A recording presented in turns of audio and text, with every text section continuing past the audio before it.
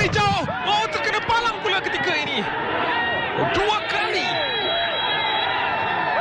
Adakah gol diberikan? Kita lihat.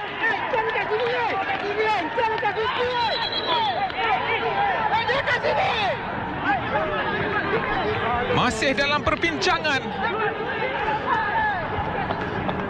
Rembatan jauh yang dilakukan sebentar tadi.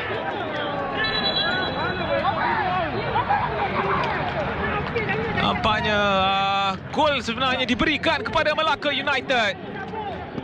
Rembatan jauh daripada S. Kumaran yang dikatakan telah melebihi garisan gol, memberikan gol pertama kepada Melaka United. Linesman menyatakan bola telah perlawanan di Stadium Hang Jebat ini dalam UiTM mendapatkan gol. Oh, peluang. Oh, itu dia gol penyamaan yang berjaya dihasilkan daripada kapten pasukan. Satu rembatan yang cukup baik dilakukan oleh Victor.